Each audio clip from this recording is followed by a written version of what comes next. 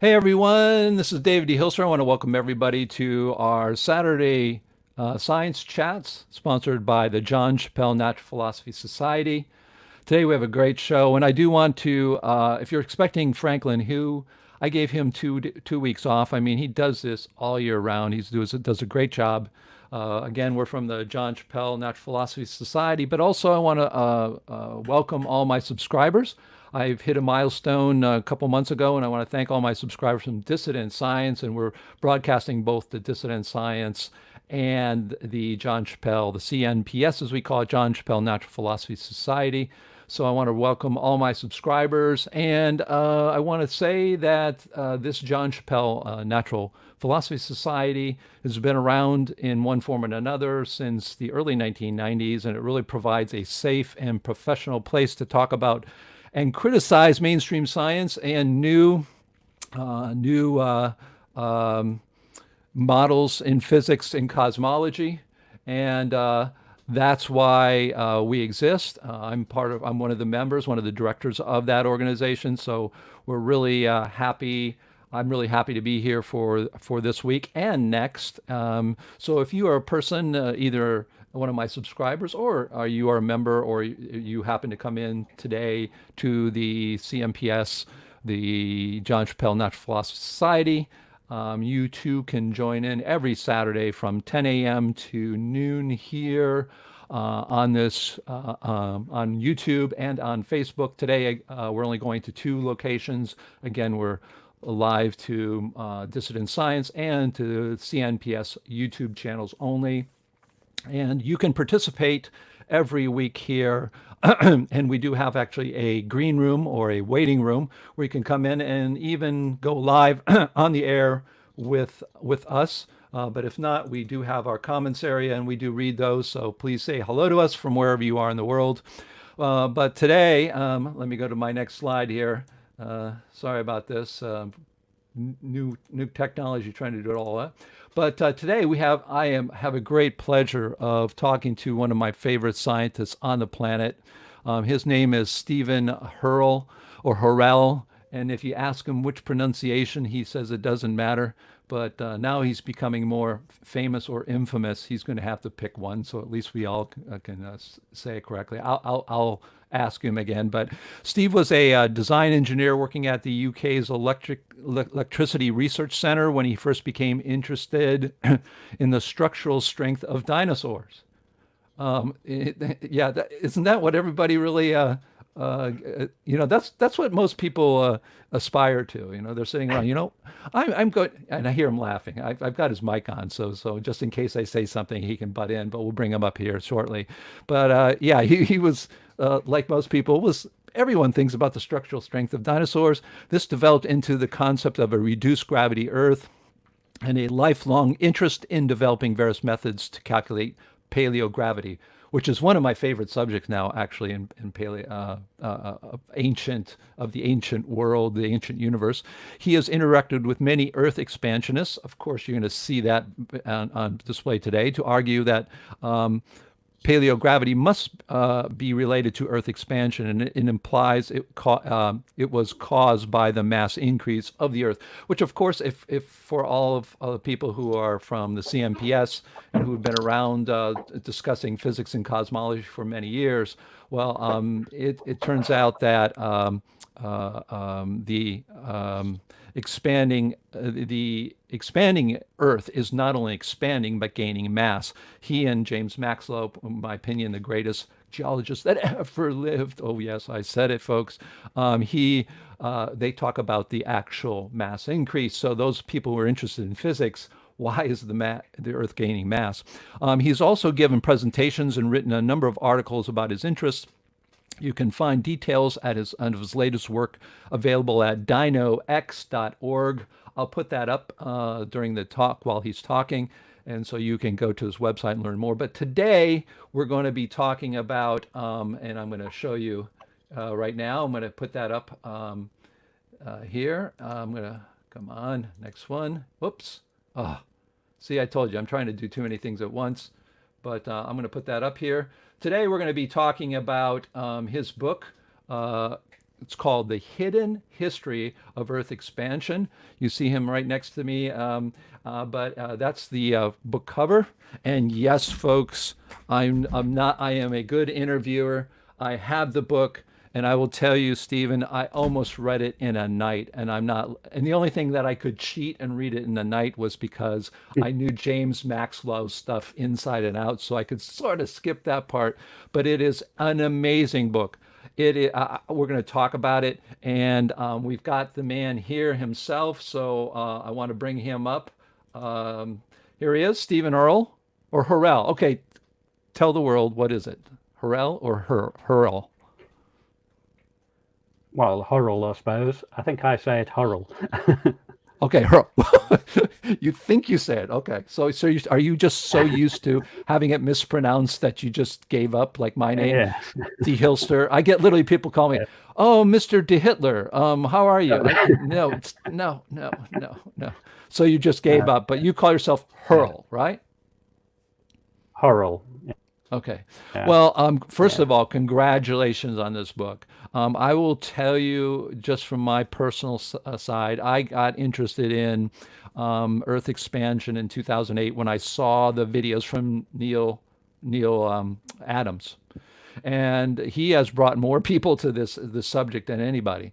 Now he's a cantankerous guy, and he's even Yeah. given talks at Yeah, they're great, our aren't they? yeah, but I think what's most important to me is that it really does bring in a lot of people to Earth expansion. But one of the things I did is when I before this book existed, I bought books. There's Carrie's famous Mm. book. I've got one. Now we were comparing collections. I got that one. I've got this one with Lester King. Vedat. Yeah. Vedat, yeah, and I've got this one, Yeah. Vedat, right? Yeah. And of That's one of course, our authors. this one is, in my opinion, the most important book ever written in geology. Of course, that's Yeah. my opinion, but I Mm. really do think so. But now, before that, we had to sort of go through how do you find this stuff. I just started looking all over the internet, but I had the internet and you didn't. So why don't you tell us about the book? Let me just show some things here. I do want to show before we start and talk, so we can give you an easier road on this. But oops, there we go. I'm getting it wrong again. Here we go. This is the table of contents, and it's written. It's really an anthology. It's really a bunch of authors, and each chapter you have the introduction, but each chapter is about a very prominent person in the history of Earth expansion. And we Hmm. have the introduction of Stephen Hurrell, which I found, Stephen, wonderful.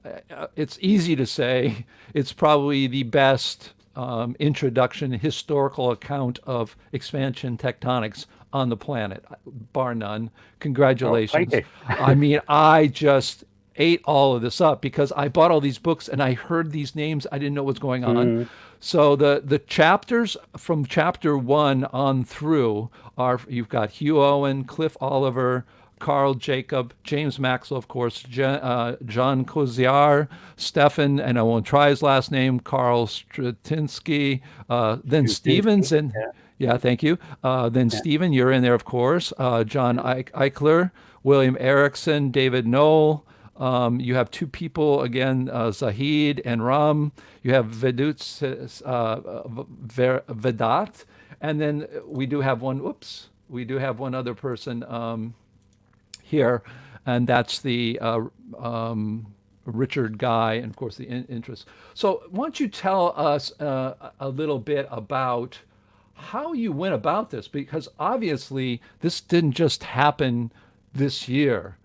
I mean, tell us about the process that you had to go through in order to get all these authors. Because what's really fascinating, folks, is let me see if I can show you one of those. What's really fascinating is that each chapter is basically, let me show you. Each chapter has the introduction by a person and talks about the person, Hmm. and each chapter has them write a little bit about their own history and about their own work. Tell us, how did you go about that? That's a monumental piece of work. Yeah, well, I think if you had gone right back to We don't have your mic there. Hello, let's see. I'm not.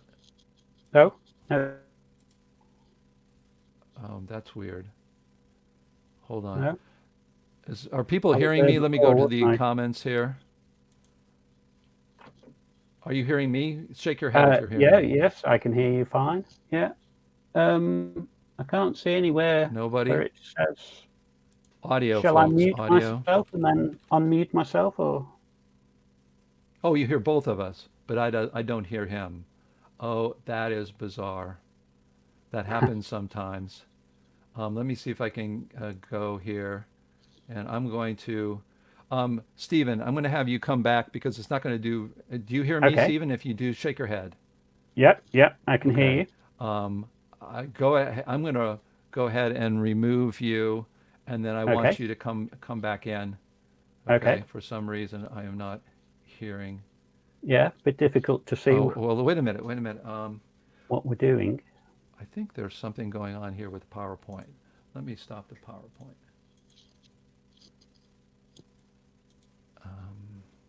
Apologize, folks. This is what happens in the new worlds here. Okay, that's what it was. PowerPoint was taking it. Okay, so go ahead, Stephen. The floor is yours. Tell us again. I'm sorry about the interruption, folks. But tell us again what happened as PowerPoint went into this mode where it's listening to our voices and then translating into it's ridiculous. But tell us Yeah. again, how did you come together and get all these authors from around the world to this amazing anthology where you have each person not only participating in the book, but writing about it and really writing a book together? Give us an idea how that went. Um, well, I think if we go right back to when my if we go back to 2011, uh, I started at that time. I would have said that there weren't that many people actually involved in the Earth expansion, but with but I decided to start looking at the history in a lot more detail.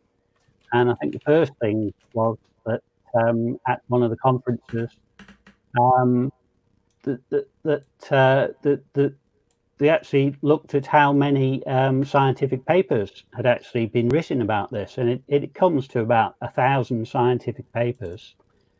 And there's obviously numerous books. And as I looked in the detail in more, as I looked at it in more detail, I could see that the surprising thing was that in round about the 1960s, the Earth expansion idea actually very nearly superseded the original idea and became from continental drift straight into Earth expansion.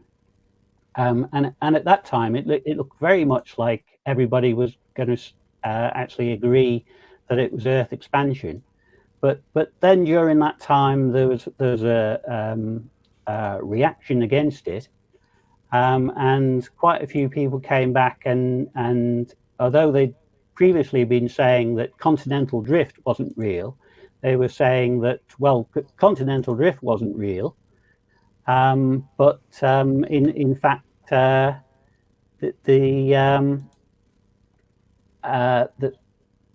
that although continental drift wasn't real, Earth expansion definitely wasn't real.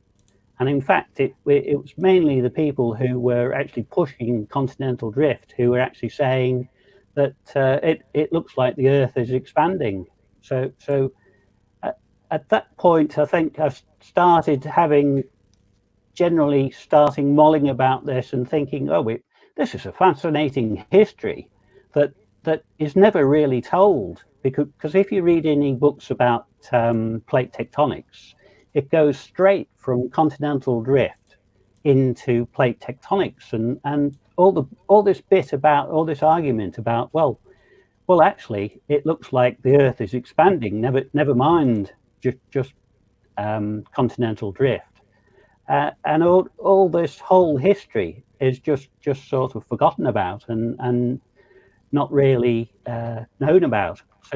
So I started mulling about that, and then about a year ago, I decided, well, I really must do something about this. So I contacted all the authors, and asked them if they'd actually come along and actually do a chapter. Most of them were very enthusiastic. We just had a few problems, but they all came back, and they've all produced outstanding chapters, I think, about taking us through the whole history. You started this a year ago, is all? About a year ago, yes, yeah. That's ridiculous. Imagine you doing this at the time when you first started this, right? I mean, you didn't even have the internet. But I can't That's it. believe that. Yes. I So, honestly yeah. thought, when I read the book, you started many years ago. No, no. I think And go ahead.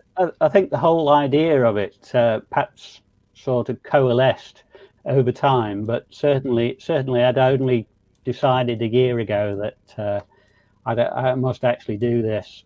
Yeah. So Wow, that is totally amazing. Now I'm going to go into the book a little bit here. okay, Let's see here. I'm going to share this. See if I can do this right now. But you did write an introduction to it yourself. So I in did. this yeah, the introduction to the book, it says Introduction to Science, Innovators, and Historical Context. So you basically wrote, if you were teaching, for instance, geology or paleontology, whatever, this would be an excellent source for people who want to talk about the history of all of this. And when did you start writing this part? Was that also, you're going to tell me a year ago, right? You're very prolific. Did you also start this and write this introductions a year ago? Well, I've been interested in quite a while, and I was obviously interested in it for quite a while. So I've kept various notes, and as I've gone through various bits, I sort of write up various stories of various people's contributions. So I had lots of notes, which certainly over the last 10 years, I've put together various notes about various people. So I had that as a basic source, and all I've done is I've actually pulled out various bits and put them together to actually create the introduction. Um, Wow. Wow, but that's just amazing. So, I th- but you did string it together. I mean, what you did put it together. I mean, obviously, it's just not just putting notes, but you also tried to make you did it in a chronological order in a lot of ways, right? I do well. I tried to. Yes, Right, right. obviously Hugh Owen and Cliff Ollier, they go and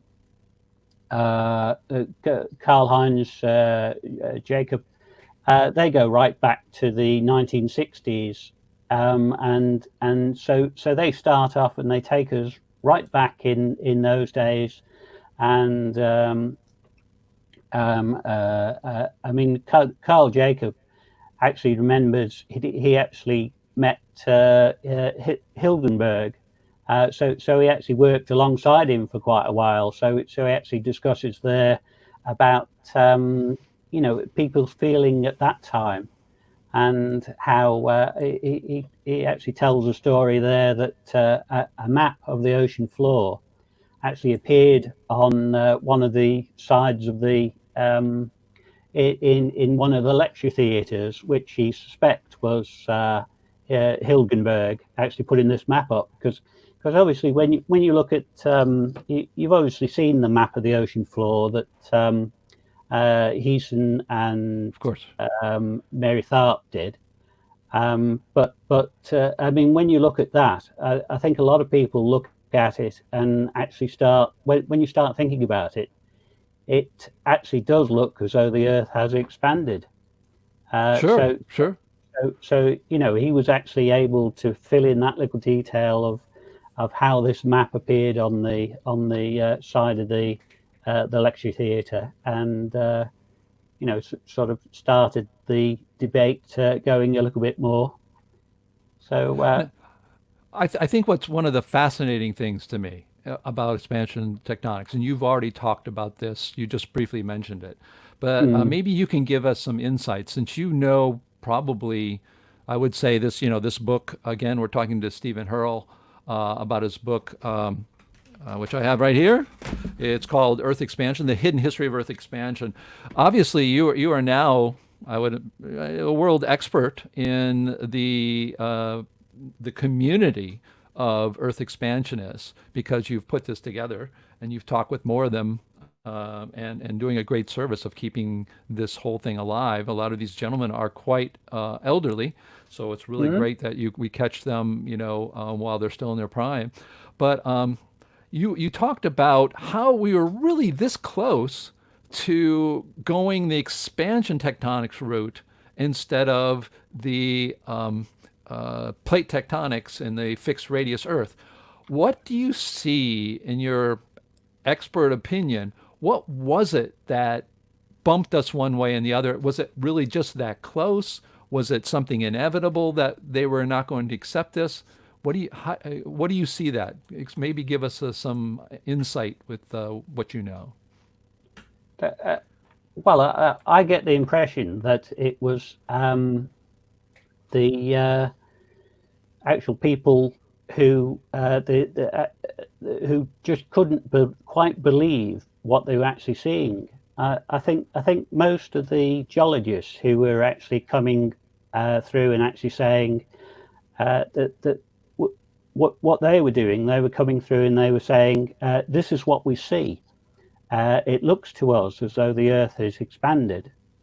And then there was the group of people who denied it were the ones who said, no, I don't believe that. That's totally impossible. The Earth can't possibly have expanded. There must be some other explanation for actually doing that.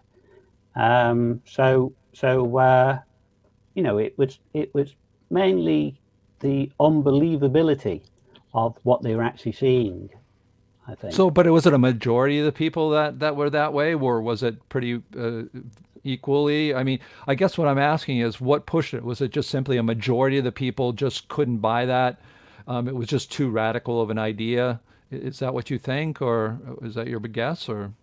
I get the impression that the older, there's a group of older people at that time, and you must remember they'd only just been told that there was continental drift, and for the last 50 years they'd been arguing that no, this was impossible. So the people in power in charge of all the grants and funding at that time, they'd actually only just about been forced to accept that the continents were actually drifting, and then the people who had actually been pushing continental drift for years came forward and actually said, well, actually we see that there's actually even more to actually be going at here. We see that not only is continental drift occurring, but the Earth is expanding, and of course it was this group of older scientists, if you like, who had actually been trying to stop continental drift for years, and at that point, they couldn't stop continental drift coming on board, but they could stop the next idea of Earth expansion. And but it was how was Kerry a part of that older group? Because obviously Kerry was at that Kerry time. Was he younger at that time? He was one of the young upstarts at that time. Okay. He was one of the ones coming through and trying to push it forward and saying that, I mean, Carey, Lester King, Arthur Holmes, they'd all been pushing the idea of continental drift for decades before then, and they'd obviously managed to get to a sufficient stage to actually get that through and get people to accept that. And in fact, all of them actually went forward and actually were saying, well, actually, you need to look at the next sort of concept now. Right. And of course that was the final straw. That no, that can't possibly be true. It sounds almost like politics, right? Because what happened, really, it sounds like, is that the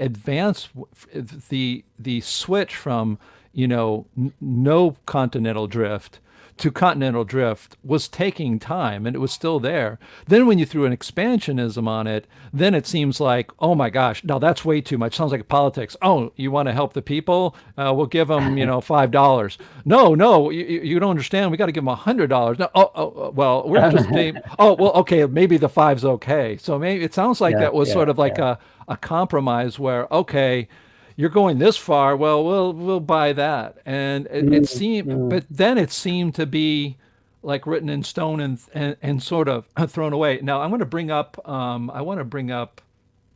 a let's see a visual here. I don't know if you see this, but this was really shocking to me. And you put this really a nice photo of this. This is I'll read it for people who can't read that. It says a live pictorial atlas of the world, a coffee table book published in 1961 by Time Incorporated.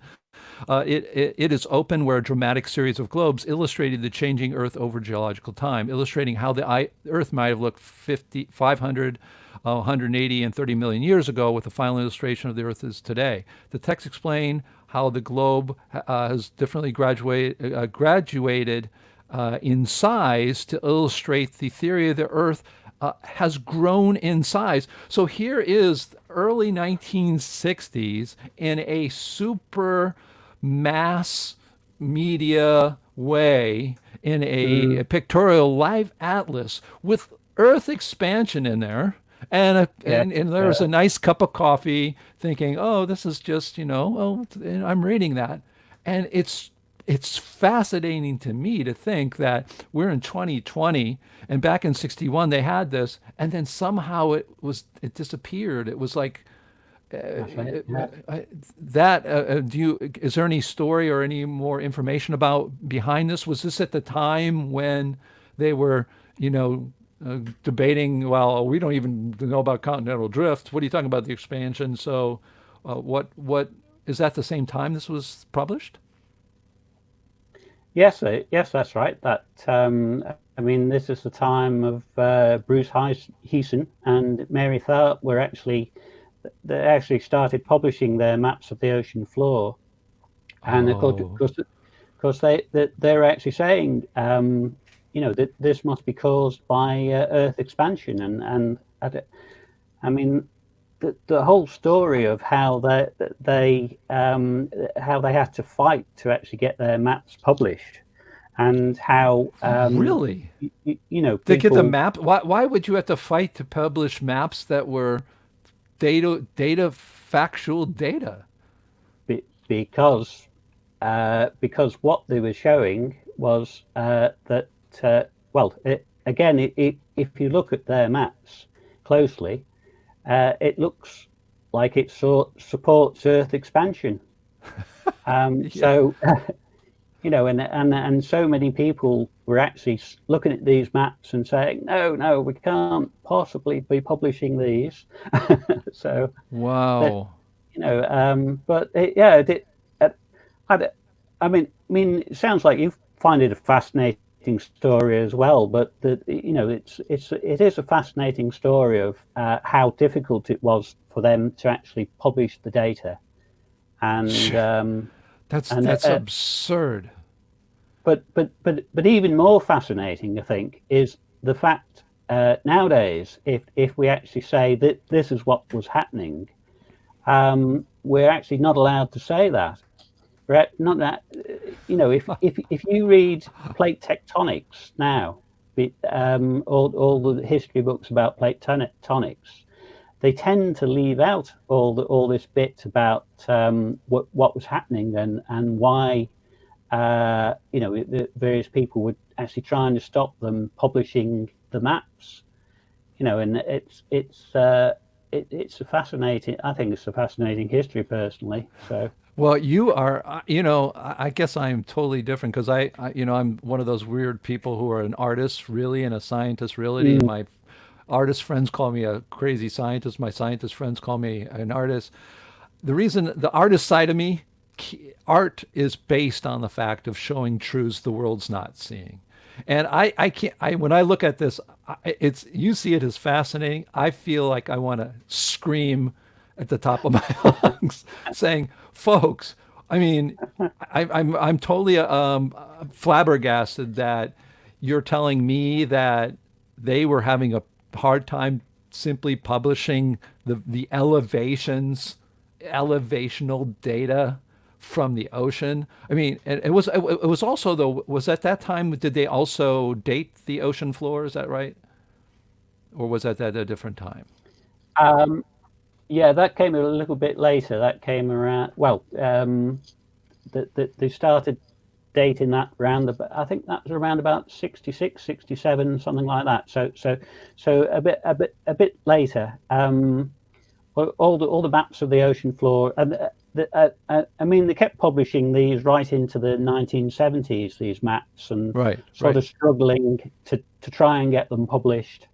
And various people would publish them, like National Geographic um, would publish all the maps. So they kept pushing and getting all the maps published. And Right. actually went circumvented all the scientific publications, if you will, right? So to actually get them published. Right. Now, yeah, that's just amazing. So it would seem like if you're publishing now the dates of the seafloor bed, then people would say, "Oh my gosh, this is being added in bands, of course." Yeah, And yeah, and then you got two conclusions. Well, you can go the Earth expansion way, or you can go the subduction route, right?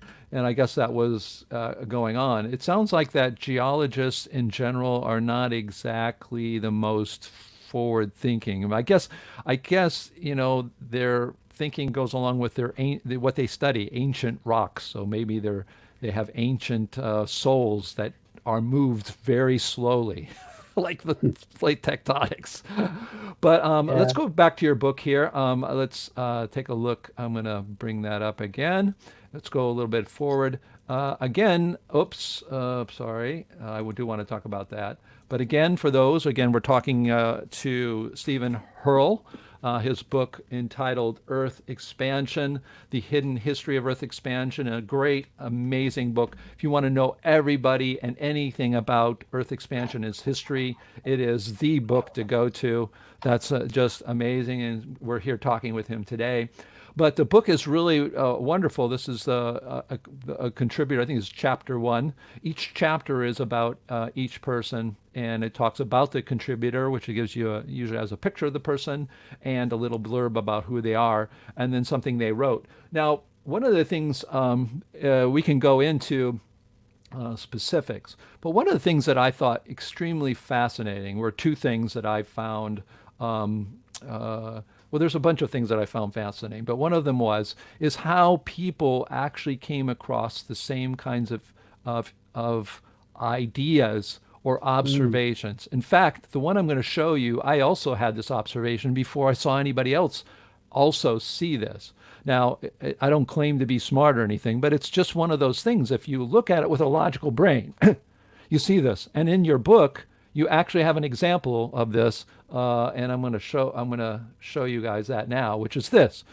When you look and you take the maps of Africa and South America, even if it's on a flat, it's not on the sphere, but it's on a flat surface, you'll find out that they don't fit together perfectly, and that they don't not only fit together, but there's this gap, and it sort of gets bigger going toward the top and toward the bottom. And that's what you see here. And actually, these are two illustrations or two figures that I took from your book. from different chapters from different people. Mm. And so I also discovered this, and I actually put this in one of the papers. When I got all excited about this, I wrote a paper for the CNPS and I put it out there. I wasn't the first person to about expansion tectonics. We had other people there. But I was all excited and I saw this myself and I actually put it in there. But it is, why don't you tell us a little bit about this? And did you find this phenomenon where you had actually people in isolation because they didn't have the internet at the time, right? That people were discovering similar things. Can you maybe talk about these in particular? These are two illustrations you put in the book. And did you realize yourself, hey, these two people were talking about the same thing? Yes, yes, that's quite right. Yeah, I think one of those is Hugh Owens, isn't it? Yeah, I And think so. he did that. I think he published it around about 1980s, something like that. Yeah, But as you say, because it's not so well known, because this concept is not so well known, um, people rediscover it. And in fact, one of the main things is that people rediscover the Earth expansion, yeah. because when I started, I was obviously thinking about dinosaurs and thinking about how gravity might have varied, and I came to the conclusion that one way it might have varied would be if the Earth was smaller at that time with a smaller mass and therefore reduced gravity. And I'd never heard of the expanding Earth at that time, so that was 1987. And I used to, I used to read all the scientific mags or whatever, and it used to be quite convenient for me at that time because we used to have a library at work, so I could just pop into their library, have a read through, Mhm. see all New Scientist and all the various nature articles in there in the journals. So I could read up through all those. So it's actually quite surprising that I'd never actually heard of this concept of Earth expansion. Right. But before I came up with the idea, and then I started looking for it, and if you compare all our stories, I think most of us will actually say the same thing, that certainly at that time we were all isolated. We I think even James Maxlow says that, and you might think he might have heard about it because obviously in Australia that was one of the places Hot where spots. Yeah. one of the hotspots. So you might think he might have heard about it, but I mean he was telling me that he'd actually come up with the concept himself, Wow. looking at the Pilbara Plain somewhere in Western Australia. I think he said. Only a geologist would ever say the sentence, I got the idea of an expanding earth from standing on the plains, right? I mean, you have to be A James. I'm Precambrian sure, plain, I think. right, James. I love you dearly. You're one of the most amazing scientists I've ever met. But that is, you have to be a geologist to be. I mean, how can you stand that? So what you're saying is not only are the pictures that we're showing that people were discovering these kinds of things. I discovered it on my own. Other people discovered the same thing. You can see right pointing to it right there, over there, what you're seeing on the screen right now. But you're saying that actually expansion tectonics was discovered by logical minds in isolation. Yeah, it was discovered multiple times. You know, there must have been at least a dozen people who actually discovered the concept of Earth expansion just on what they were seeing. So and it's just they just keep rediscovering it because it's not widely publicized. Wow. Well, So, that's sort of I think in some ways reinforces the idea, right? I mean, you're not going to rediscover something that doesn't have some type of great truth to it, unless no. unless we're all being fooled by something, and what we have is data that's sort of giving us the wrong idea. But wow, that is fascinating. I never knew that story. See, that's why you Mm. are the now world's premier expert in the history of expansion tectonics, which of course you put as EE, and that gets into trouble in my house because EE stands for electrical engineer. So, All right. so, so we have to work on that acronym. I don't know, but anyways, I thought that was fascinating. Now I'm going to go to another slide here, which is actually something that I think is also interesting. And I did see this, and I've seen this before because I've gotten some of these books before, getting your book. But I'm going to publish it. And this is on the other side of the coin. And let me take these down here. Okay, there we go. Our name's back there. But I'm going to show you this other one. And it's the other side of the coin, as I say, to expansion tectonics or any science. And that's this diagram right here. Now, if you look at it, and I've also fallen for this as well. The immediate reaction is when you look at, of course, Africa and South America fit together, and as Neil Adams says, any child can see that, right? Once Mm. they made you look at a map, it's almost impossible. I mean, you can see the coastlines fit almost perfectly, right? Now, if you look in the next thing we all do is once we all discover, oh my gosh, the Earth's really expanding. Let me go look at the map myself. I mean, any person can do it, and I think that's one of the great things about science is if you have the data, any person can do it. And the next thing you do is go to the Pacific, right? And you Mm. start trying to match up the continents there because you're thinking, okay, the Pacific's bigger, it just expanded faster. And if you look at this matchup, it's very, very, how do you say? Um, my question to you is, I believe this is incorrect, and I may be wrong, but I think that isn't it the case that Australia really fits up near Mexico and Canada? It doesn't fit into South America. Is that correct? Um, well, when I've done it, because the Earth's getting smaller, Australia actually rolls in. So we get the strange sort of thing that it's difficult to see there, but Australia fits in to the bottom of South America, but the Hmm. top of it rolls in and rolls round and fits into North America. So it's certainly it's not like that map. I think that map is sort of more or less as it is today. That's really trying to show. Right. I think that's Cliff Ollier's Yes.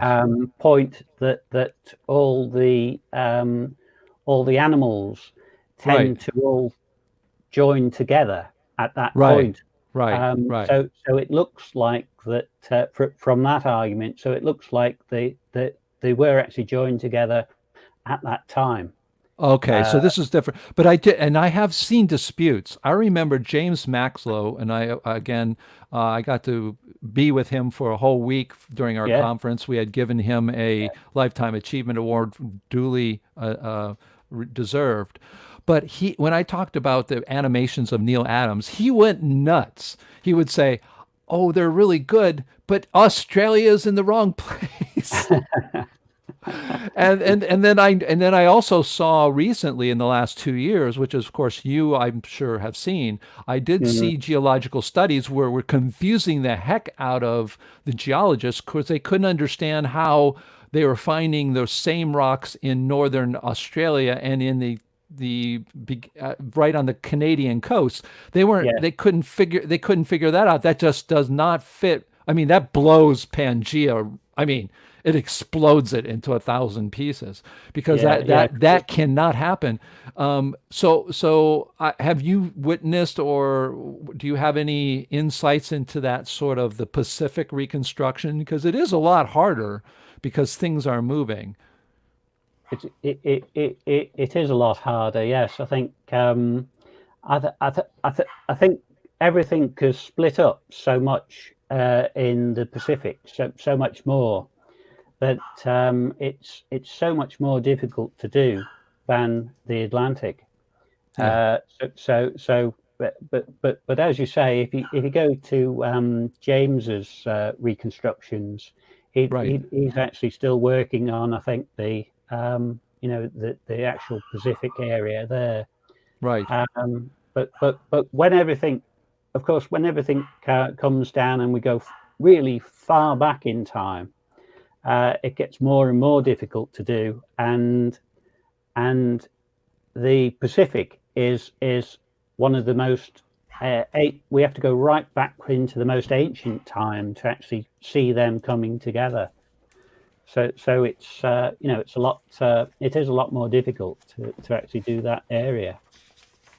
Yeah, I think I think it's I remember there's a whole area. It's like the triangle around Australia, Japan, Yeah, Indonesia, yeah, which is a real polemic, I think. So I think the upshot of that is, and that one diagram, there's a couple of things. Number one, we have proof by flora and fauna. I don't know. Do you know Dennis McCarthy? yes, yeah. Yeah, I, he I, had. Go ahead. I mean that map there that you showed that Cliff Ollier had put in. That was really his point. It it it wasn't actually. I don't think it was supposed to be actually the reconstruction.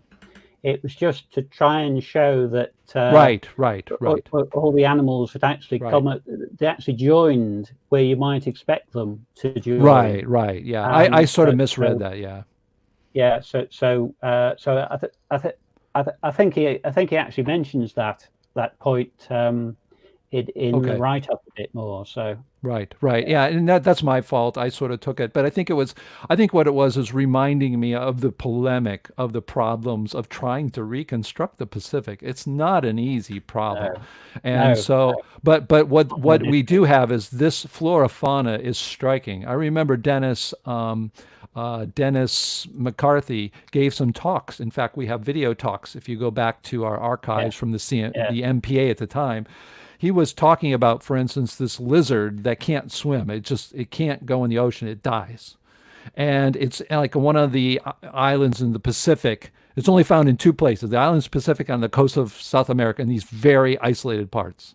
And he's saying, "Look, this thing didn't swim, and it wasn't carried mm, alive, what, 5,000 kilometers, 10,000 kilometers, or whatever it was." And if yeah, you looked at flora and fauna also that cannot travel on its own, meaning it will not be transported in salt water. And there was just example after example of the flora and fauna, which is, I think, super fascinating to take a look at. Oh, we do mm, have, I think he's stepped out for a while, but we do have Dr. Saheed Ali Khan. I did see him sitting there.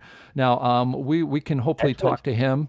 So Mm, I know he's one of the authors of your book. I don't see yeah, anybody yeah. else. You can actually speak to him. I mean, that same argument comes in with the India, because obviously with plate Right, tectonics, India has to be right, separated and come down, right. and they've been arguing that actually, from all the evidence they can see, India has always been connected to Asia, and this is one of the arguments that all the plants and animals actually have to be able to come from Asia down into India. Hmm. So it's exactly the same. That's it. Yeah, Right. So yeah. this, yeah, That's that's the plate and Dr. tectonic argument. Dr. But Zaid is here. I can see him. excellent, He looks like Kilroy. Maybe we can bring him up. This is sort of free excellent. flowing. Let's see if Yep. we can get him up. Hopefully he has some. I'm going to unmute him and bring him up. Here we go. Dr. Saheed Khan, hello. How are you? Fine, okay. Hey, thank you so much, and super congratulations on your work, and of course Stephen's work. We are just super happy to have you here. So, what did you think when Stephen Hurrell called you up or contacted you and says, "I'm going to write this book"? What was your reaction to that? Yes, sir, I read so many papers of Stephen Hurrell about the paleogravity, and I am working in the Himalayas of India. Generally, people believe they have been formed by the collision of India and Tibet. I don't believe on it because the plate tectonic supporter says that the collision had so many dated and they fix according to their choice. And the main object is that if the collision has taken place between India and the Tibetan plate, then Himalaya should be at the right on the spot, not 500 kilometers from the suture zone. And the second, the beds on the both sides is parallel. And the third point is that the suture zone is not extending toward the eastern part of the India. Now, are you a geologist? Let me ask you a question. Are you a geologist, and this was a interest of yours already, or first of all, are you a geologist? Yes, I am geologist. And so, what led you to the idea? Because let me read from the book what you wrote. It says, "It is believed that India traveled some nine." Yeah, let me read. This is your. I think these are your words, or you and your colleague. It says, "It is believed that India traveled some 9,000 kilometers in 85 million years at the average speed of 11.5 centimeters a year. A fantastic speed when compared to the maximum rate along the oceanic ridge." So, what got you interested in doing this? I mean, give us the reason why. I mean, India has the second most largest population on the planet. Why did Dr. Saheed Khan get into this? What was it, an observation? Tell us a little bit about your story that Stephen has so elegantly put here.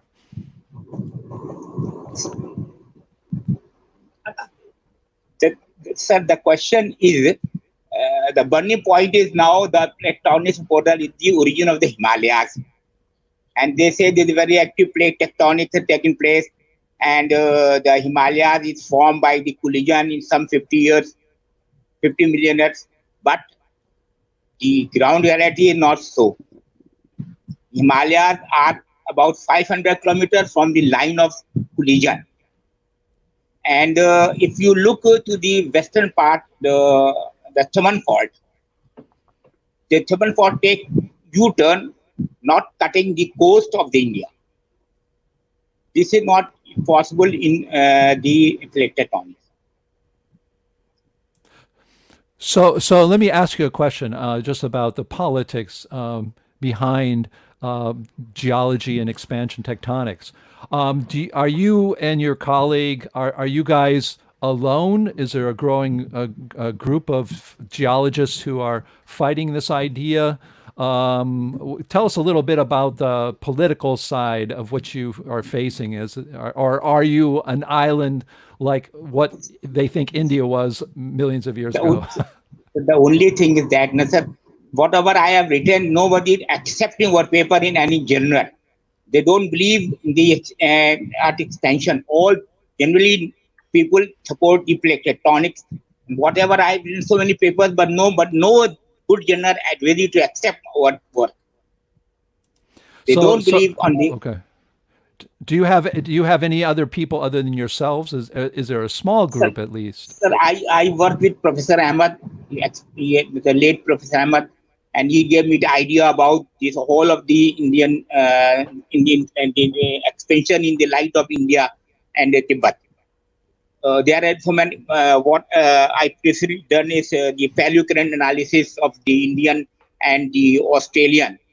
And the paper is published in a Gondwana Symposium, New Zealand. India is near the Antarctica. Right. Professor Barrett had done a lot of work in Antarctica about the paleocurrent, and myself and Professor Kashyap, they work in the Indian continent. And if you look, both they are in the same direction. What I feel is that India is near the Antarctica, not Australia.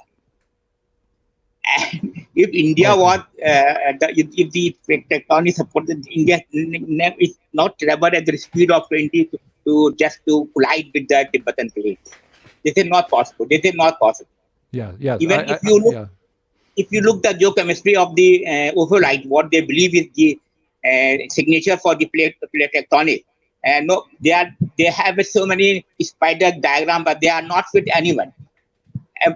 If you look the drawn reality, the geology of the area, if in the Tibet parts or the Western Pakistan, Balochistan area, or if you look the Burma part of India, so you just see that what this is what we are saying, what we are doing is the groundwork and geology, not the physics of paleontology.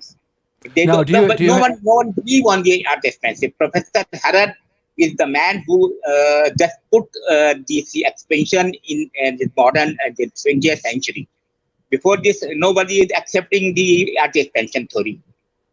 Now, do you have any students or young people who are getting on board with this idea? I am retired. Sir, I did PhD actually in the mathematical geology. But later on, after my retirement, I come contact to Professor Ahmed, who was working on this art expansion theory, and so I get interested in and look so many literatures, Professor Hurrell, Maxwell's, Iskrera, and Professor Carey. All this work I read, I found that the art expansion is better than the plate tectonic. The only thing is that how plates move, The question is how plates move. Someone believes that the mantle, plume, this is not possible. This is not, if it is all, then we get much radioactive material in the deep core, the hot spots. This is not. This is my beginning of the idea, and the Professor Hurrell is giving me support for that. Yeah, well, listen. So, Stephen, how did you know about Dr. Saheed's work? How did you get involved, and how did you contact him? Oh, by the way, we do have John Eichler. He's also here. I don't have him in. John, if you go to live. I'll put that up for you. I'm going to put up the banner for him. But John, if you can get in live, we can then pipe you in if you have. Here we go. So John, if you can go to live.naturalphilosophy.org, I think we still have some seats left. So, but getting back, tell me, Stephen, how did you meet and know about Dr. Saheed Khan?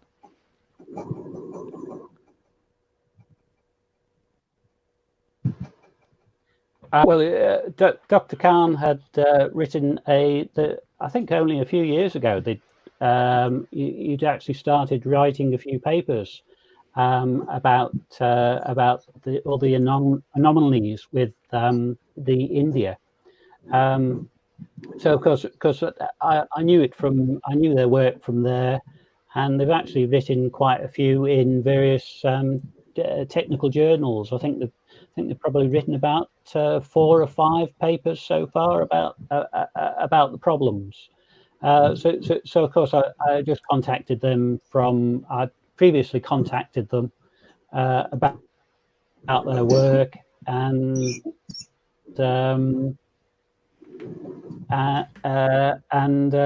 so it's the details from there, sort of thing. So you just so it looks like John. So you learned about him just very recently. Yeah, I think it's. I think you've only been writing the papers for the last 3 or 4 years, is it? Or Dr. Khan? Yes. I think. Yes, right. But in my paper, I try to explain by mathematical modeling that the subduction is not possible. I will give a very brief discussion on it and make a derivation for that subduction is not possible. And whatever the tectonics say, the subduction I don't believe, and it's not possible in mathematical model. I try to make a model for that. And in my paper is a figure in which I give a place of this This is not possible. Mathematically, I prove that this is not possible. Subduction is not possible. No. Like the material cannot subduct. And if you look for the Lorentz laws, thermodynamics, it is not possible. No possible. Wow, that's pretty amazing. Let me just ask for everybody. We have a waiting room, but we have a limited capacity. I'd like if some of the people who are currently in the waiting room, maybe from the CMPS, who are regular people here, maybe if you could bow out of the waiting room. I'd like to get John Eichler, one of the authors that's featured in the book, in, but I think we only have so many chairs in our waiting room. So if any of you guys who are regulars, I know I see a few of you there, can get that. Oh, no, I think we have him. Let's see if we can bring him in. But listen, thank you so much, Dr. Saheed Khan. I want to thank you so much for fighting for the truth. I always thought that India move was such a ridiculous a notion that India went flying up and smashed in and created the tallest mountains in the world. So I want to really congratulate you and let you know that critical thinkers around the world got your back, and really look forward to more of your work and students, and keep out there fighting for truth. You're not alone. So thank you so much for joining us today. Thank you, sir. Thank you.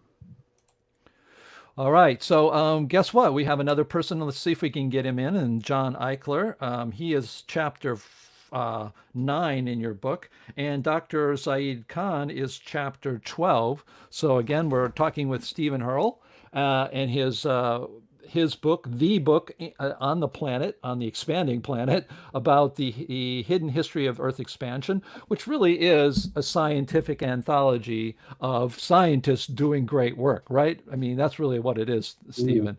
Unfortunately, this title, the word hidden, is only there because the world doesn't like to hear truth, especially truth that's, so unfortunately it just should be, and in the future probably will be, the anthology that people will look at, and historical record of those people. So I am going to try to add John here. He's only got voice, which is okay. John, can you say something? Do you hear us? Yes. Can you hear me? Oh, absolutely. Great. John, thank you so much for joining us today. I'm sorry, I'm trying to monitor all this stuff, and poorly at times. You can see I even get audio. Well, you're a good juggler. But listen, thank you so much for joining in. Hi, John. So tell us, John, about how Stephen contacting you, your relationship with Stephen, and how you ended up participating in this book. Well, I don't know. I can go back historically, but I've been interested in the expanding Earth since 1958. Wow. And so over the years, I poked my head up every so often to see what was going on. And I got into computer programming, so I was involved with computer hardware design and operating systems and design and stuff like that. But anyway, I contacted Professor Carey way back in the early 70s. They thought for about 15 years that I was the only person in the world crazy enough to believe that the Earth was expanding.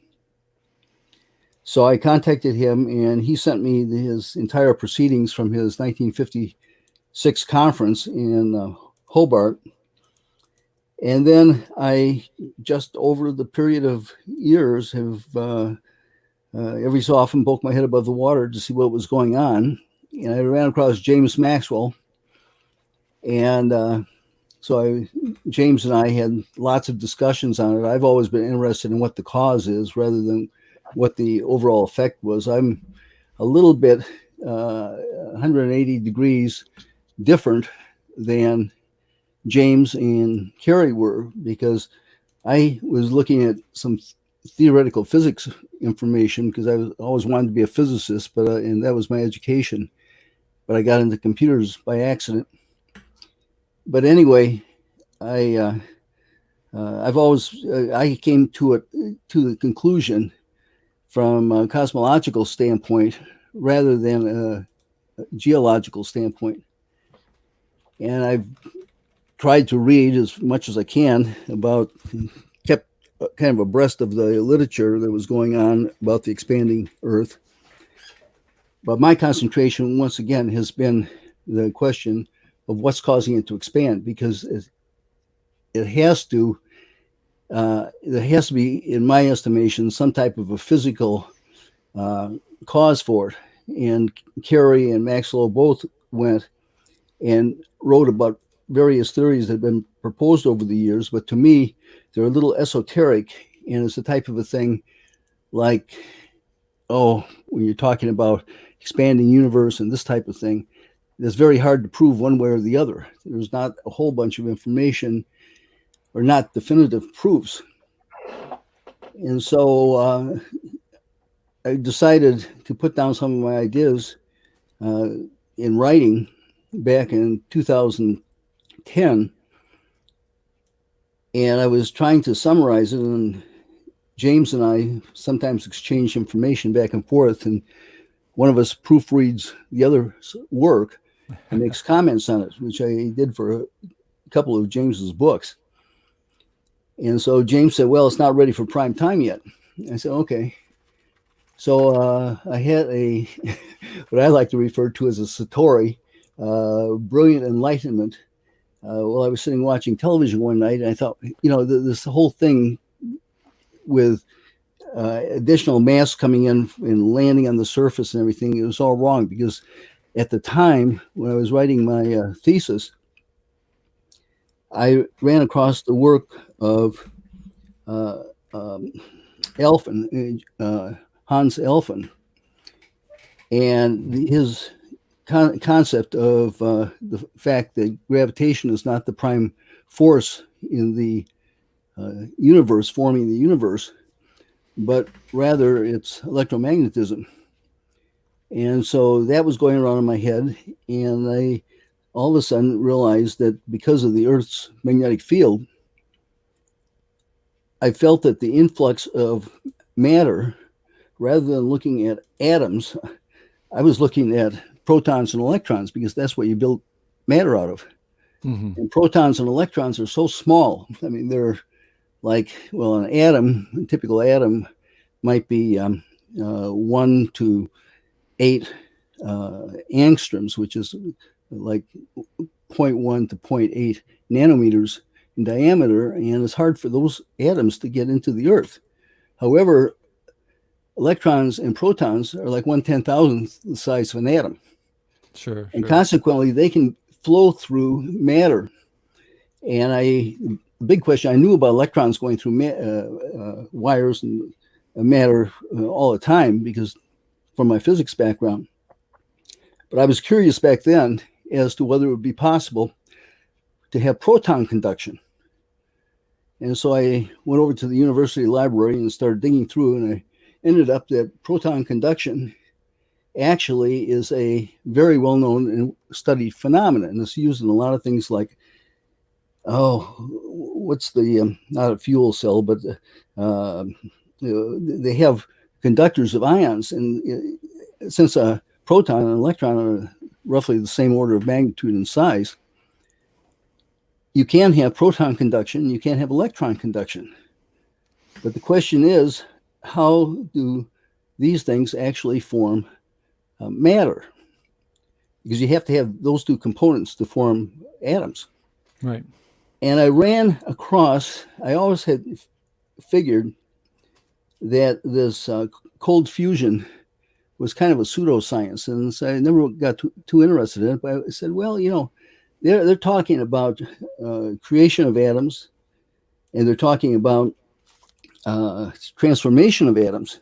And I started doing look into cold fusion, and it turns out the cold fusion community did not go away when Hans and sure, they're still around. Sure, yeah, they're still being funded by the U.S. government. Yeah, they're still being funded, because all of a sudden, I mean, they've been going on for about 20 years, having annual conferences and this type of thing. Sure, generated thousands of papers.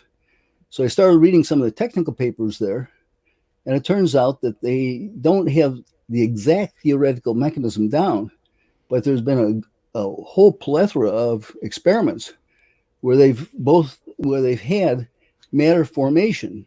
Some of the experiments actually went, and they would take a very pure electrode, and there was like, I think the palladium was the one that they were using, but they actually analyzed it afterwards and did a spectral analysis of it, and found many other atoms were formed with this cold fusion process, which pardon?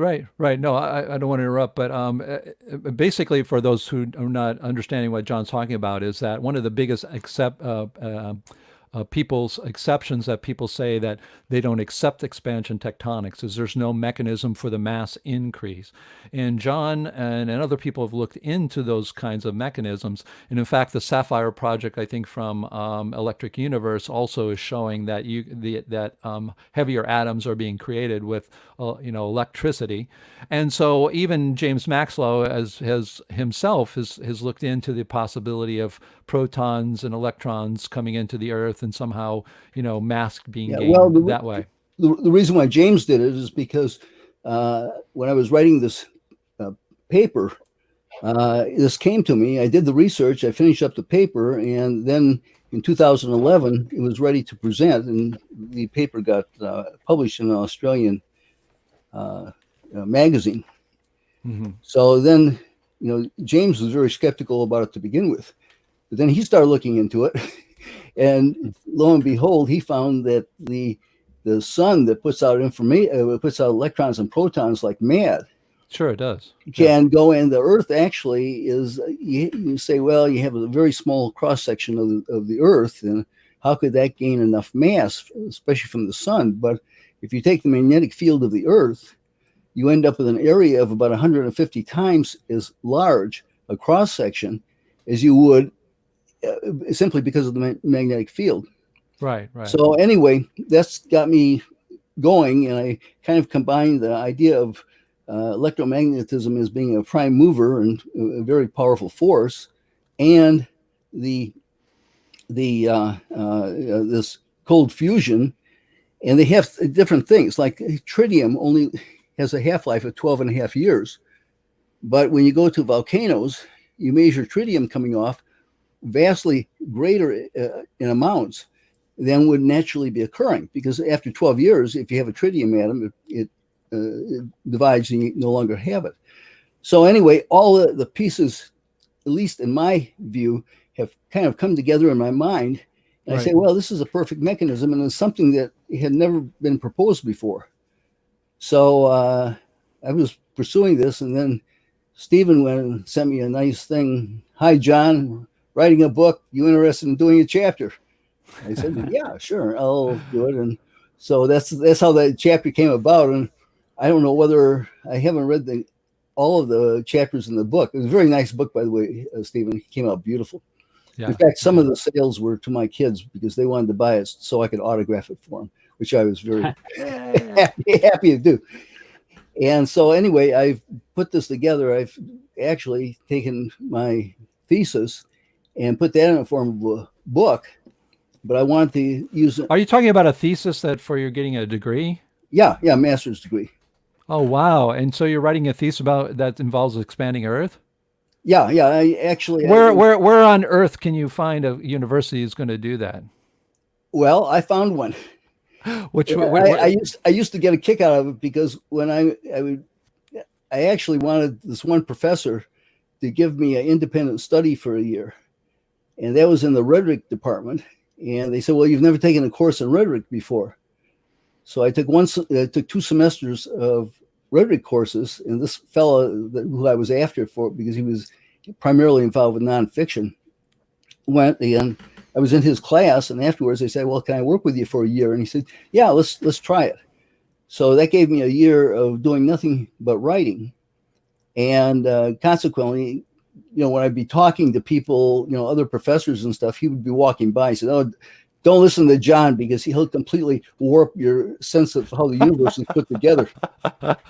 Oh, no, that's great. That's amazing. So you're actually actively writing a thesis on a dissident topic in a university. Yeah, so what the primary thrust of my thesis was was that involving with paradigm shifts. And I took 3 topics, paradigm shifts. First of all, the idea of the expanding universe, and I had a whole chapter on Hubble. And Hubble, of course, for his whole life, never believed the universe was expanding. That's ironic, isn't it? And yeah, I got that actually with Andre Assis. Oh, Andre Assis, yeah, Andre Assis. Yes, and Andre and I communicate. Love that guy. And he heard a speech he gave one time about Hubble, and so that was one of the people. And then Alphen was another person I devoted a chapter to, in his concept and things like this dark matter that they talk about. There was you ever heard of Pratt, Anthony Pratt? Yes. So Pratt and a fellow by the name of Green did a supercomputer study, and they found that if you use electromagnetic forces, that the velocities of stellar bodies around galaxies does not obey the typical fall off that you would expect. And consequently, Vera Rubin, when she found out that the outermost stars were going at the same velocities as the innermost, this threw the world into a tizzy. And the whole thing, well, there must be dark matter. Well, what Pratt found with his supercomputer studies is that that's what you would expect. I mean, there's no reason to introduce dark matter into the topic. And so one chapter was on him, and then the other chapter was on Kerry and the idea of the expanding Earth. If anybody's interested in the thesis, by the way, they can go up to ResearchGate, and it's freely available up there, as well as the article that I had originally written. So then after I got my thesis, I sat down and I took my thesis, and there were several other topics I wanted to include. So I wrote a book of, I don't know, it's like 400 pages or thereabouts. And after I wrote this chapter for Stephen, I wanted to incorporate that as an appendix in my book. But Stephen said, well, before you do that, I want to get his book out. And I said, oh, fine, I'll hold off for 9 months or a year before I do that. And competition's fierce, even within the dissident community. Yes. And then right now I'm another topic that I've been interested in even before the Earth was how the human brain stores and retrieves information. And well, that sounds like something. Yeah, I'm going to stop you right here because, listen, it's a super fascinating story. Maybe what we can do is have one of the things we do on Saturday mornings to let people know is the Saturday morning by the CMPS is available for 2 hours. What we normally do is if a person wants to talk about a topic like John, you have an extremely interesting topic, you can talk for an hour. And then after you give an hour presentation, we have an hour of questions, answers, discussion, that kind of thing, which we'll be doing next week with Stephen Hurrell, who's going to be talking about one of my new favoriteest topics, and everybody across the globe should be getting PhDs in, is paleogravity. So listen, I want to thank you in general for all of your work. It's really fantastic. And I hate to cut you off, but we have another person who is another author of the book, who's the other side of the India, which is Ram. He is also here, so I want to give him a chance. But listen, John, David and Stephen, it's nice seeing both of you guys again, and hope to talk to you before long. Yeah, and John, please consider giving a presentation on one Saturday morning. You would have an hour with an hour discussion. I'm one of the directors, so I can invite you to do that. We're always looking for people to do that. So it sounds fascinating. Well, I don't have the movie star looks that Stephen has, so I don't know how. Stephen, he worked on. His whole wife worked on him. He looked like a guy who was a vagrant from living on the street, but his wife gave him a comb. It's really hard to find a picture of you, Stephen.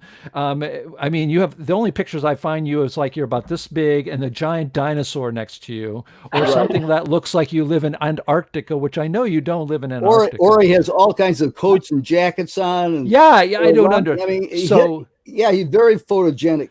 I don't know who's running your marketing and publicity. Talk to me. I'll help you out on that. And this is to Stephen. But Stephen, congratulations again. John, congratulations. Please consider the invite to a Saturday morning, and I want to thank you so much. Congratulations again. Nice seeing both of you again. Okay. So we're going to bring on another person because we have all kinds of things, but I'm going to add Ram. I know Ram's sitting there, so I'm going to add him to the stream. Hopefully he'll be all connected and well. And he was in the chapter along with the other doctor who we just talked to. Forget his name. Yeah, Khan. so Dr. Khan, right? So Khan. So I'm going to bring him up and see if he's there. Hello, Ram. The other doctor who we just talked to. Forget his name. Yeah, so Dr. Khan, right? So Khan. So I want to bring him up and see if he's there. Hello, Ram. Hello. The other doctor who we just talked to. Uh-oh, we're going to get this feedback a lot. Yeah, so Dr. Khan, right? So Khan. So I want to bring him up. This happens. There. Hello, Ram. Yeah, this is going to happen. What I'm going to do, Ram, is I'm going to let you know that we're getting a lot of feedback. Do you have any headset that you could use, Ram? I have you muted right now because what's happening is we're hearing the speakers coming through your microphone. Do you have any headset at all? So what we'll do is while you're trying to get your headset, we'll go on and do some more discussion because it really gets difficult to do this without headsets. You even see, even Stephen Hurrell, has that. So do you have if you have headset, that would be good. Do some more discussion because it really gets difficult.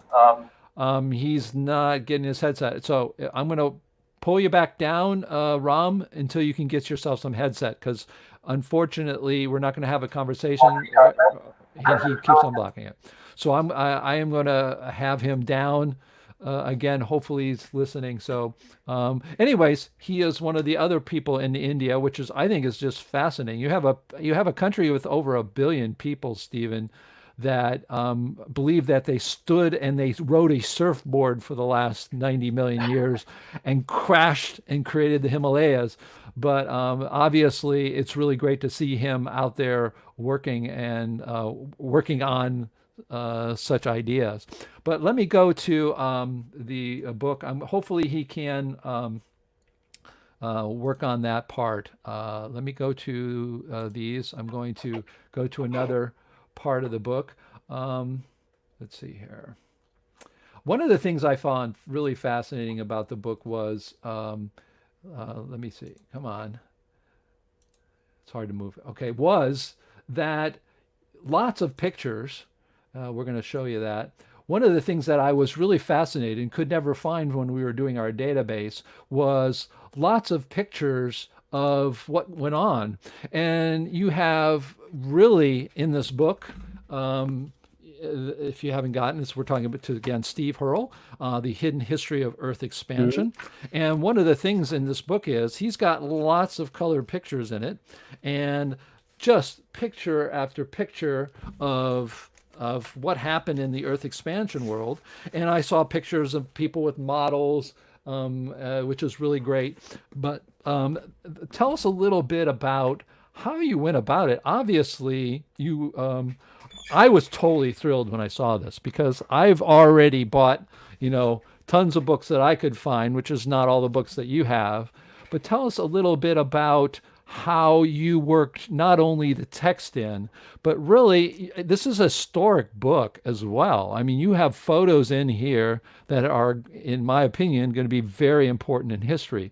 So tell us a little bit about how you went about and what people were including. They included photos, their books, etc. Give us a little bit of how it was to put the book together and not only create a anthology of the writings, but actually of photographs before they had Instagram and Facebook and all that. Give us a little bit of insight on how you put that together, because I was totally thrilled about it. Yeah, but I mean, when I started, my original concept, obviously, I wanted to actually make it into more of a history book if possible. So my original concept, I gave all the authors an outline of what I'd like to see, of try and give me a little bit of a history with how it all came about. And then once you've given the history, you can then go on and sort of go through then what the main points were. And I really thought a key part of that must be any photographs of just any conferences, because I know from my experience, I've been over to conferences and I've taken lots of snaps that have obviously come back with me and just stayed in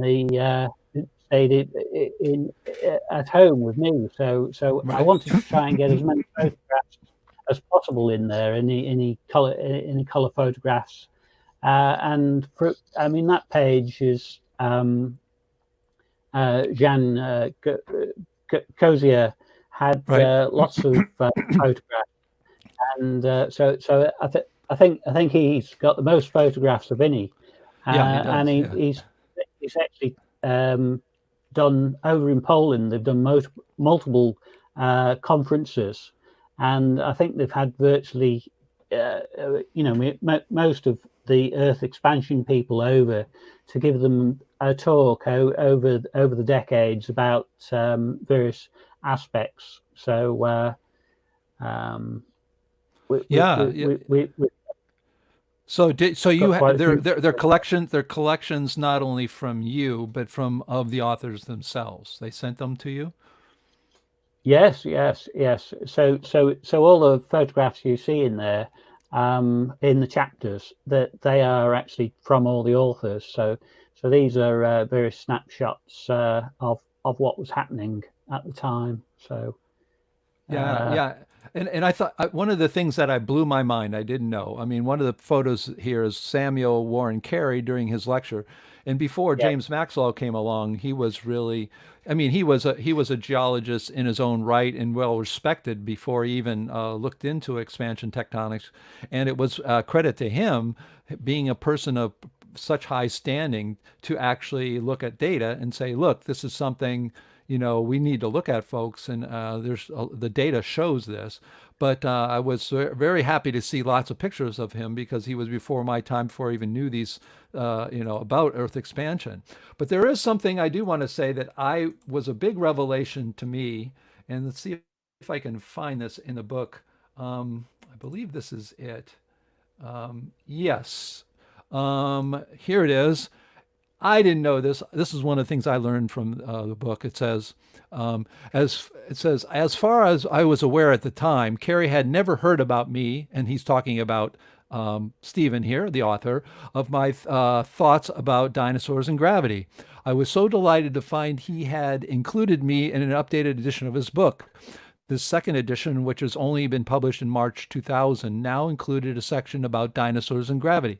It also referenced me in several other places. The section about the effect of gravity on dinosaurs covered nearly a page. Part of the next in Carey's book explained, Mesozoic dinosaurs could not have existed with present surface gravity, nor would have bat-like pterosaurs with 12-meter wingspans. Engineer Hurrell, 1994, have shown that dinosaurs' bones could not have borne their weight.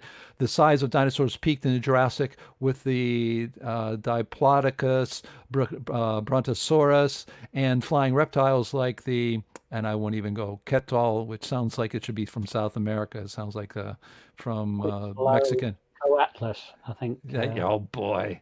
You're gonna beat me, and I'm a linguist, for goodness sakes. By the mid-Cretaceous period, Triceratops and Tyrannosaurus rex were much smaller, although still huge. So I was totally blown away because, of course, those of us who study Earth expansion and geology, Carey is one of the big ones, and so you must have felt pretty thrilled, just an engineer looking at the mechanics of dinosaurs to be actually quoted by Carey. That must have been a thrill. Yes, yeah, it was. Yeah, it was excellent. Yeah, I think actually having the work recognised as well. I think that gives you more enthusiasm for actually continuing with it because obviously if Carey could see what I was trying to say, then I think you can keep going a bit more. That gave you some validation, right? Yes, yeah, and then from that time, I mean, quite a few other people have come back, and I mean, James Maxlow as well. He came back as well a bit later. So, right, yeah, and he's the biggie in my opinion. Yeah. No, let's go to the other side of fame, and that's this, which I want to put up. You probably recognize this before you even read it. Why don't you tell us a story about this? So on one side, you've got some of the most amazing people, well, probably the two most revered people in expansion tectonics and geology, well, to us at least, James Maxlow, Samuel Warren Carey before his death recognized your work. But then you got things like this, which is Nature. I think it's published in the UK, isn't it? Yes. Yeah, and so you wrote back in 1992 in August, or maybe before then, hey, I've got some interesting stuff to tell you about. Would you be interested? So tell us about this other side of fame that you have. Well, I'd originally started thinking about paleogravity in 1987, but by the early 90s, I got enough data together that all seemed to indicate that gravity was less in the past. And of course, no one actually thinks this. Everybody thinks that gravity is exactly the same as it is today. And certainly in the dinosaurs' time, everybody thinks that gravity is just 1g. Right. But by the early 90s, 1990s, I'd got enough information together, various lines of thought that all seemed to indicate that gravity was round about, very roughly, round about half what it is today. Right. And that's mainly based on dinosaurs. So of course I went ahead then and decided I really needed to write this up in some sort of scientific paper, and then try and get this idea published. So I basically did that and went through with various papers, approached various scientific journals, trying to put together the thoughts and the evidence as I saw it. And as you see there, this is just a typical rejection letter that I received at that time. I just basically couldn't get anybody to actually publish the idea that or the evidence that surface gravity might be less in the past. So this is a rejection letter from Nature, huh? They didn't want to listen to that. No. Were you surprised? Were you expecting this, or was this like, I'm going to send this off to them, and or were you really enthusiastic, thinking, well, maybe they'll be interested? I think at the time, I mean, it's a long time ago now, isn't it? But I think at the time, I mean, I'd always seen this because I worked in R&D, and in R&D, I don't know if you're familiar with it, but I've worked on R&D all my life in the area of artificial intelligence. Yeah, all research and development. Yeah. I mean, you'll have heard of the not invented here syndrome, right? For R&D. Right. I mean, basically, if you come up with a new idea and you say, I've got this fantastic new idea, and this is how it works, and this is what we'll do, and if you go to other people with it, the first thing they'll do is they'll actually reject it, and it's just cool. It's just a basic thing about human nature, that somebody comes to you with a fantastic idea, and that's the first reaction that anybody has, and I've noticed that even myself, if someone comes to me with a new idea, the first reaction you'll have is, oh no, that's impossible, because I've been taught that it happens this way, and this way. And so you'll get the typical answer of, oh no, somebody tried that before and it didn't work. no, yeah, that won't work because of this, and Well, so I know now I shouldn't send you my father's and my new book because no, it's like particle model, get out of here. This is like, phew, I yes, got it. Okay, yeah, I got it. No problem. problem, yeah, yeah. Go ahead. Go ahead. So I mean, just going back to in the 1990s, I didn't really have much hope that it would actually get published, but it's obviously one of the things to actually try and do. I think to actually put that information, in the. Now I have another one I'm going to put up here, actually a series that is quite interesting. This guy, let's see if you can recognize all his books. This guy has got like all these books. This is from one author, right? Yeah. John. And is he from Poland? Jan Koziar. Yeah. Yeah, in Poland, yes. Right, yeah. right. So he's got 1, 2, 3. I got at least 3 pages of there he is of just a prolific writing about these things. Tell me a little bit about him. He's got a website, but it seems to be a little bit different because most people spend their time writing one book. He seems to be somewhat prolific. Maybe talk a little bit about John for us.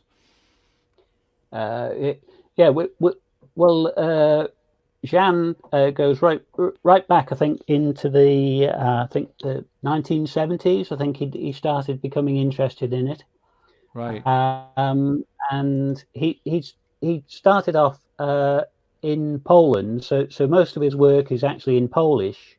Right. So quite a few of these books we're seeing here, he's actually written them in the 1980s, 1990s, whatever, but in Polish.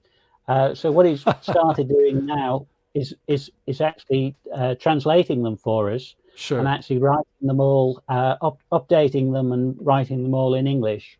And then he's putting them, all of these are available on his website. On his website for free. Yeah, I think, I didn't actually pull that one out, but you can get hard copies of a few of these books, but he's put the PDF on his website as well. So if you just want to go in and pull any of the read them, you can just do that. Right. And he's continuing now. I think he's got another 3 or 4 in the pipeline that he's hoping to get done for next year. So just 3 or 4, huh? Yeah. Gee whiz. I mean, I'm having a book. Wow. But all of these mostly concentrate on there's various lines of evidence that indicate Earth expansion.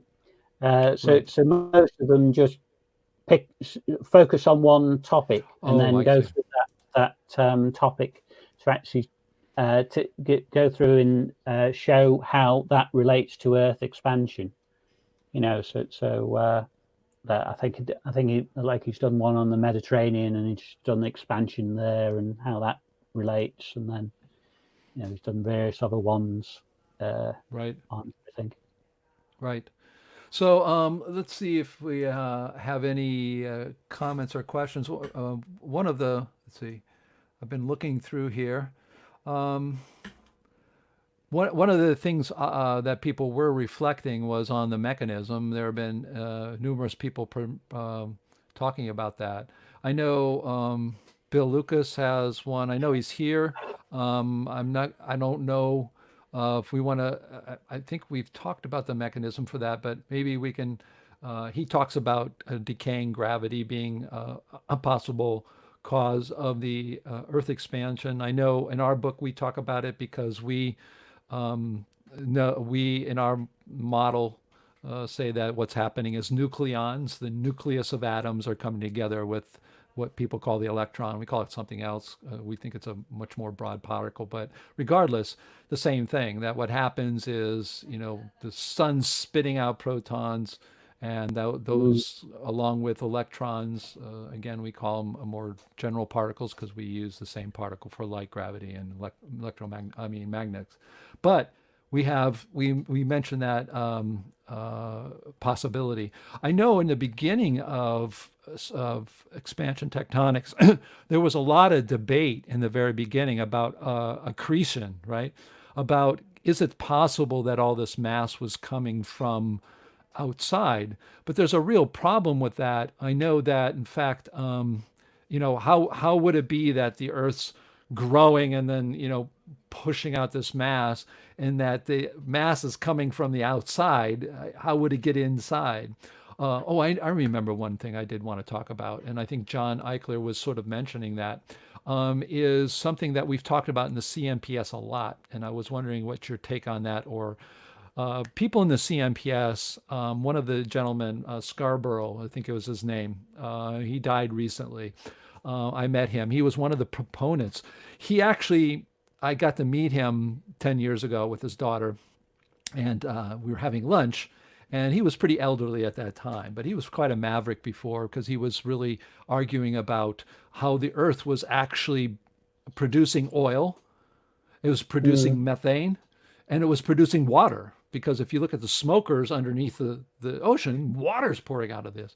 So his focus was on not only Earth is expanding and gaining mass, but we know that it's actually producing oil. Oil doesn't come from squished dinosaurs. Because if you look at it, how could squished dinosaurs produce that much oil, and how come it's 20,000 feet below the surface, whatever? But it was interesting because we were eating lunch, and he pulls out of this pocket it's like one of my few geological experience, and he slams this thing on right in front of me, because I was totally fascinated and awestruck by Earth expansion at the time. I was just new to it, and so I was just sucking it all up. And he goes, "What did I just put in front of you?" And it's this black kind of thing. I said, "It looks sort of like coal."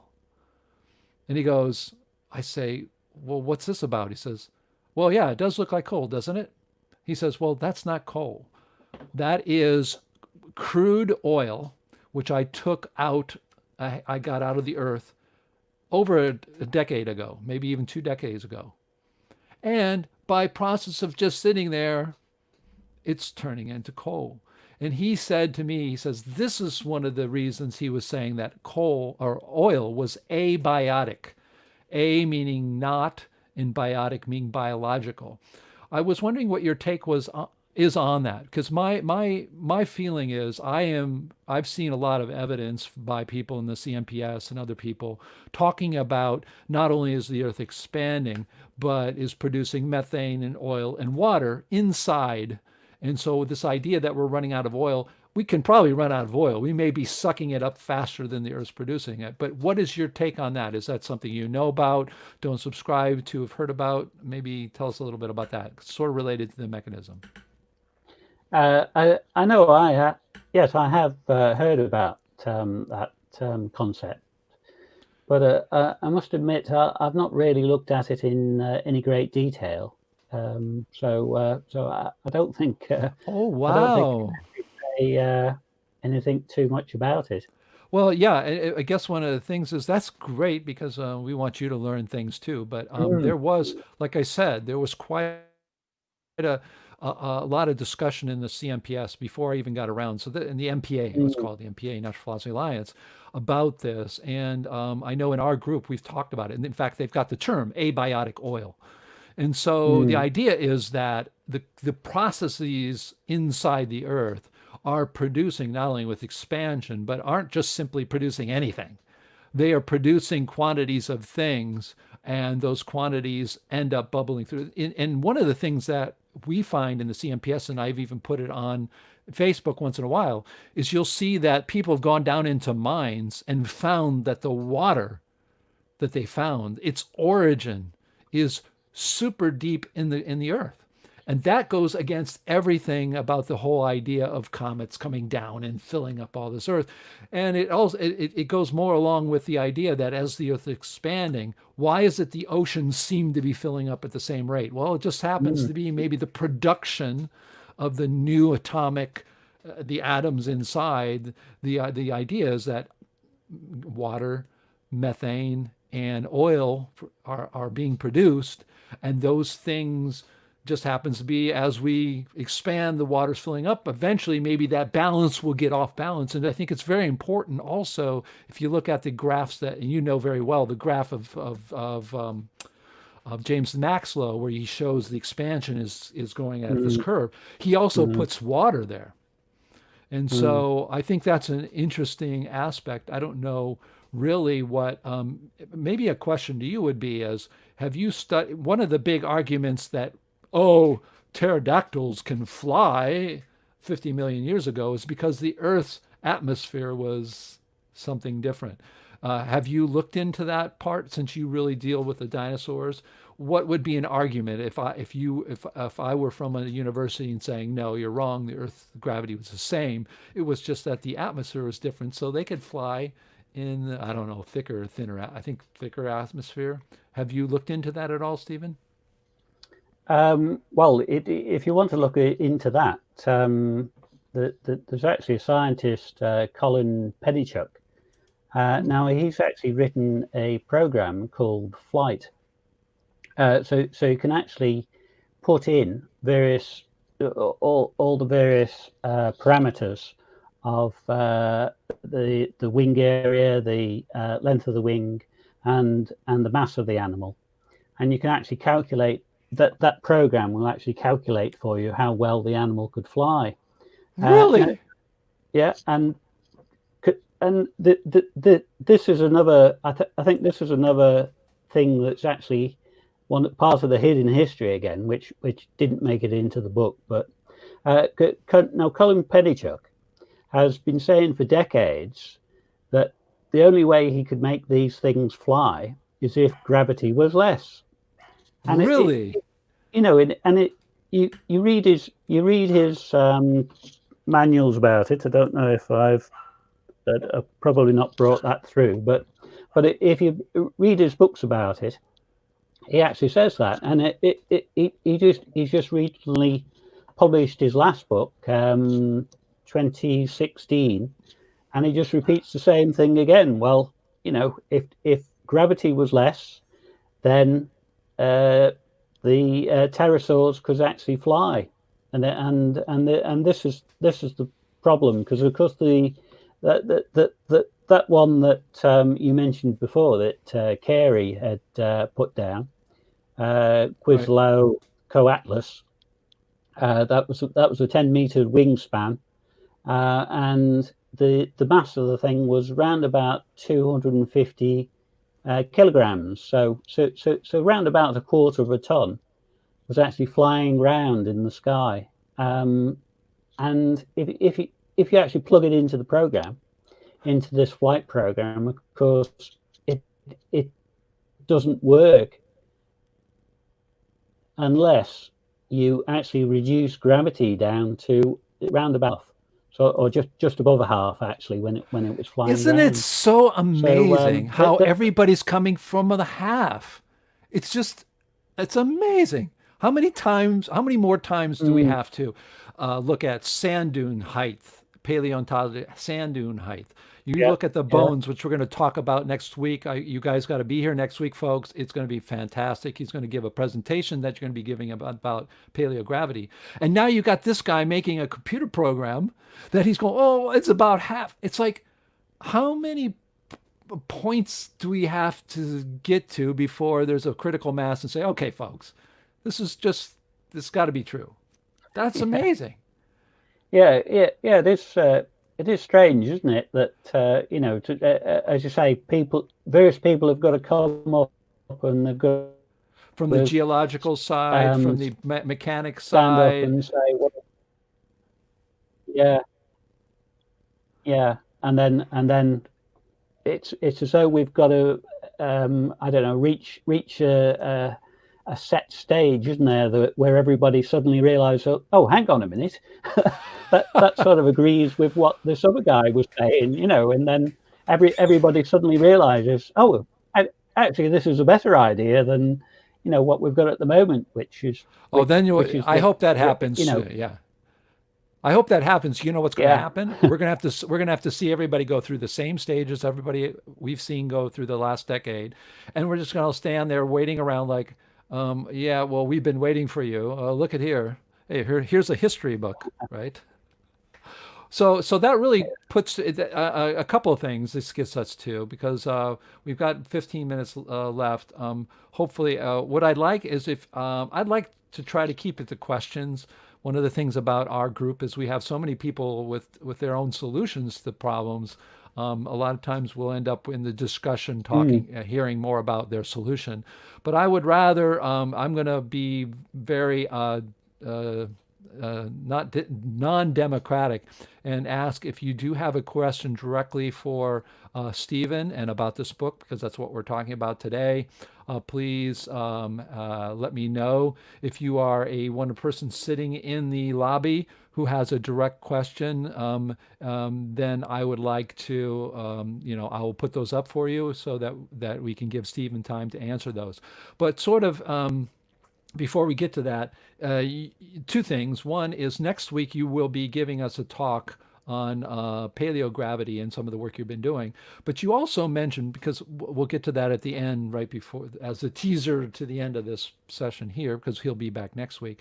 But you were mentioning, I said, what are you working on now? And this happens to be, since you know about the flying part, tell us a little bit about what you personally are working before we get to our questions, because otherwise we won't get to that, and I want to hear about that. But you said you're working on flying dinosaurs now, right?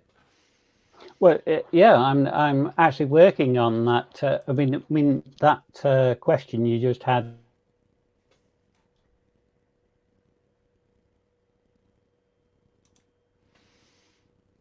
Don't know if you guys are hearing him. He's frozen. Anybody else see him frozen, or is it just me? We don't know. I do see other people. If you are hearing me, Stephen, you are frozen. I'm not hearing him either. Please, those in the comments, if you are hearing him, let me know. Frozen. Okay. Stephen, you may want to log out and log in, start up. There should be no problem there. And we'll sort of get you back. Let me put me up there. So hopefully he'll be right back here. But this is, my name's David D. Hilster. If you are from the Dissident Science channel, I know we do have almost 40 people right now. Two-thirds of those are from my Dissident Science. I really do appreciate you guys hanging in today. We're talking with Stephen Hurrell, whose book is The History of Earth Expansion. Where did I put it? Oh, it's right in front of me here. And we have him. He's just coming back here. I do appreciate it. We will be here next week as well. Those people who are from the CNPS, about a third of you are from that also. We're going to be back next week with Stephen. He's going to be talking about paleogravity. So we're trying to get him bounced back in, because this is the world of the internet, and sometimes the connections are good, but it's really great for those of you who haven't investigated or looked into Earth expansion. I will say, in my own opinion, it's 99.99% fact in my head. You just have to look at it for yourself. Like I said, never take my word for it, anybody else's word for it. Read up on it. There are plenty of books, and this is a great book to start with, which is The Hidden History of Earth Expansion. This is by Stephen Hurrell. We've been talking with him, and hopefully he'll be back in. If not, that's okay. He's working his way back. But it really gives you the history of all the great people who have been involved in Earth expansion. I am sorry, I got a frog in my throat. Got to get that out. But the idea of the expanding Earth has been around quite a while. In fact, in the early 1960s, as Stephen Hurrell has said, that there was just on the edge of which way we would go, but unfortunately went to the plate tectonics. So it's something I would truly invite everyone to investigate. It's really worth your while because it will open up your mind to way more than just the idea of expanding Earth, because the Earth is always gaining mass and as well, and that has to have a physical explanation, and many people have those physical explanations. So again, we're looking to see if he's coming back. If not, maybe we could get somebody who wants to make a comment about this book, about this author. Again, I know we do have people who would very much like to talk about their own explanations for instance, mass increase or other things. But if there's somebody in the lobby who wants to make a comment about the book or what we've talked about today, that would be great. I'll bring you up. Or if you have a question or comment in the, let's see, well, I see a lot of discussion going on both YouTube channels here. So again, I see Ian Cohen. How are you, Ian Cohen? I'll bring you up because I know you are a person that is a sort of more like me. I used to say I didn't have my own model, but now we do. But so give us your impression, because you're here every Saturday, I know, discussing a lot of different types of topics.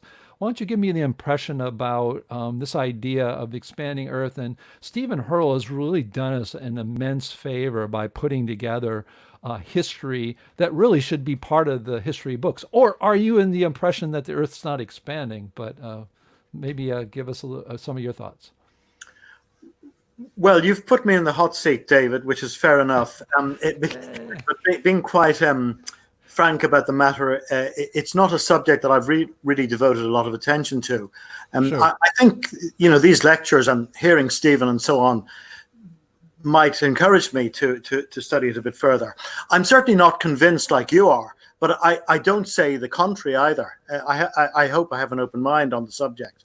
Well, that's the way you should be. Yeah. In fact, I had a few questions, which you may be able to answer.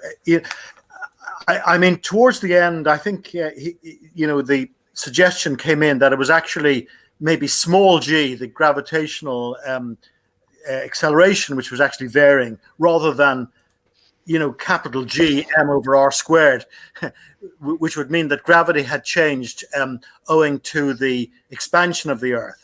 Now, maybe he'll be talking about that next week. Oh, he's here actually listening right now, and so you can talk directly with him. So the question basically is that if little g was actually changing, if that had been the thesis, presumably that wasn't a singular circumstance for the Earth. It would be for the universe, and one would see that effect also in other planets, that the gravitational acceleration due to gravity, the acceleration due to gravity in other planets had also changed, and surely that would manifest itself, in the orbit. Yes, it does. Yeah, in fact, somebody I can partially answer it because I think there may be a delay with Stephen, but if you go to Neil Adams' Expanding Earth, he shows very clear expansion tectonics on. In fact, NASA has Ganymede, which is a moon of Jupiter. I think it's Jupiter, isn't it, or Saturn, or Ganymede? Somebody can correct me which planet planet is from. NASA has unequivocally said that body is expanding. If you look at Neil Adams, he's done videos for Mars and the moon and Ganymede, and shows that expansion tectonics is going on. In fact, one of the things that they were very shocked, NASA was shocked about, was that there's seismic activity on the moon, there's seismic activity on Pluto, even far away, and they didn't expect tectonic action going on those. Now, whether or not, because they don't have, for instance, Mars doesn't have a big magnetic field, so the idea that the protons and electrons are coming together, being sucked in or by the magnetic field may be different. But yes, to answer your first question, I will answer it, and I hope Stephen maybe has an answer as well. But if you look at Neil Adams' videos, he does address that and seems to find some evidence that expansion is happening in other planets. Do you have any comments on that, Stephen? That was from Ian Cohen. Unfortunately, I didn't quite catch the first bit, but I think you were basically talking about little g and big G. Of course, all my experiments really, they're all for little g, really. So it doesn't really tell us, I think, if universal gravity, big G, is actually changing or not. All I can say is that it just indicates that little g is actually varied over time. And I'd say it's actually been increasing at an exponential rate. That gravity, now James Maxlow has actually done some calculations with the Earth, and his increasing gravity is about the same as I'm getting with my calculations based on dinosaurs and prehistoric life. So his increasing little g is more or less the same rate. So as far as I can see, the increasing gravity is related to the expanding Earth and the increasing mass of the Earth. But having said that, if we look at other planets, does that mean other planets are also expanding, or is the Earth somehow unique in actually just expanding for that rate? And why should that be? So yeah, it raises all sorts of interesting questions, I think. Yeah, I can step in here too, Ian. One of the things is those of people who have models. I know that Bill Lucas is here raising his hand, wants to talk about his idea on that. But I would say the consensus of the people who are working on a mechanism for mass increase would say that it's, well, more people will say that gravity itself is the same, that it's really only because the mass is increasing. Other people may, in fact, say that big G or gravity itself. I know with our model, G is the gravitational field. You have to have a mechanism for gravity. We have a mechanism.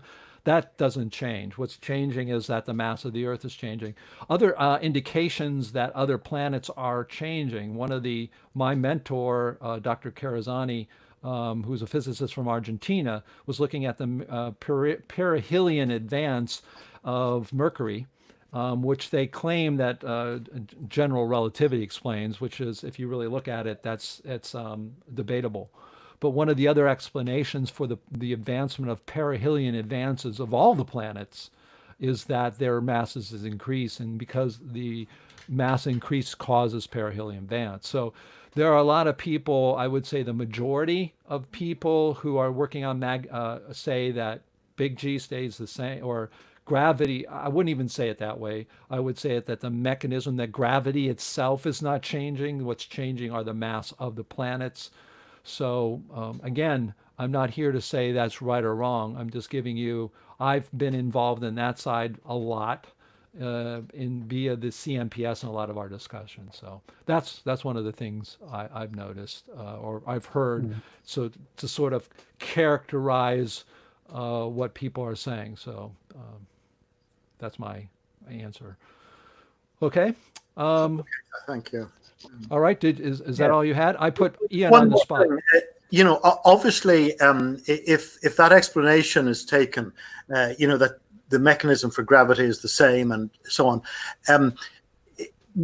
We touched upon this, but it would appear that there would be no specific reason why it should be a singular situation with regard to Earth. It might be, right, according to your thesis, a natural phenomenon that could be observed over eons of time in the other planets.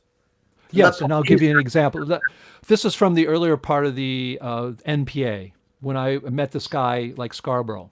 This is a really fascinating thing, and I think this is a good way to leave off here, is that if you look at Jupiter, here's some of the ideas, Ian, that I've heard. Maybe Stephen hasn't heard this either.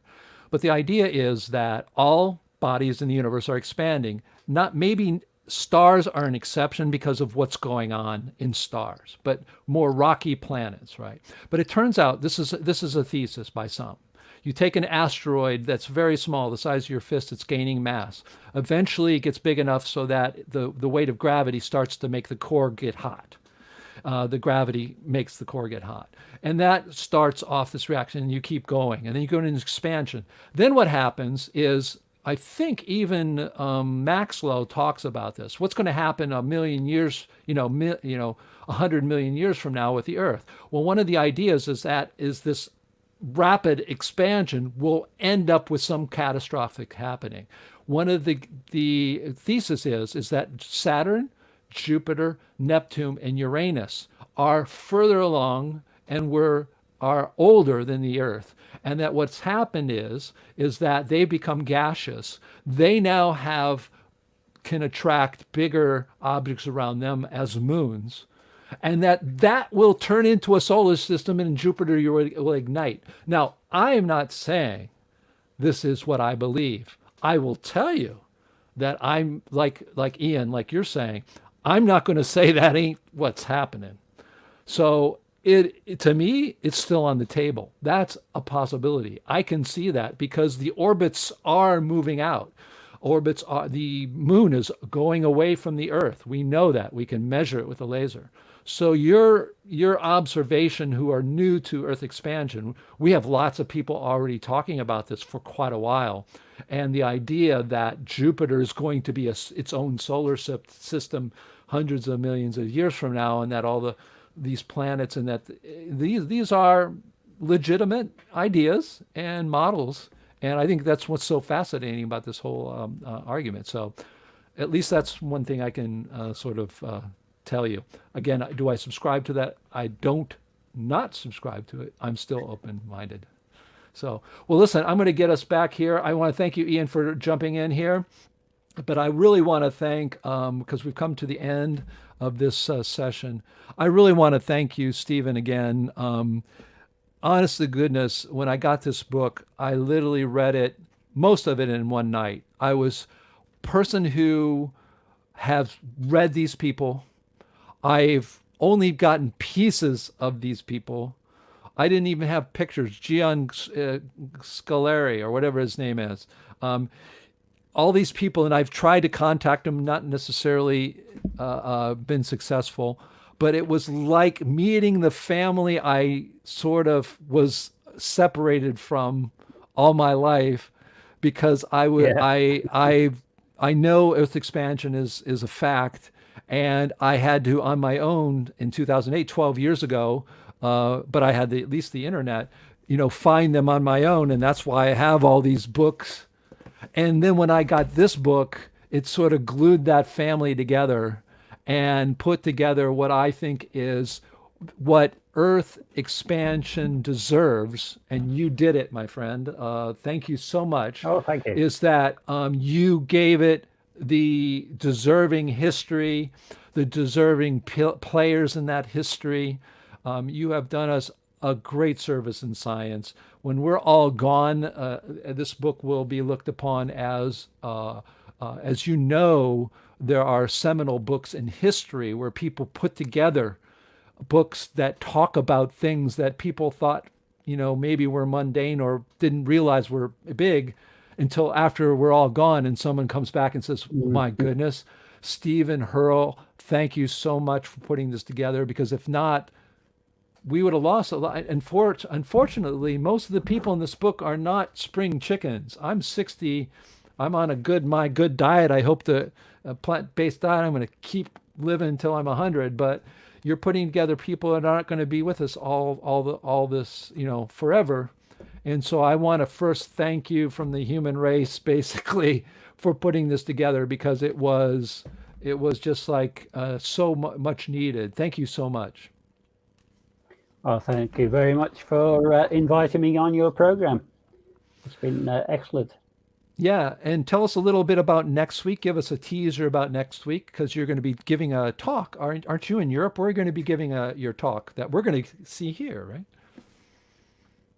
Yeah, well, hopefully. Yes, I was just going to talk about. I've been looking at paleogravity, and I think that one of the most accurate methods to actually calculate paleogravity is just looking at the difference between the weight and the mass of various animals.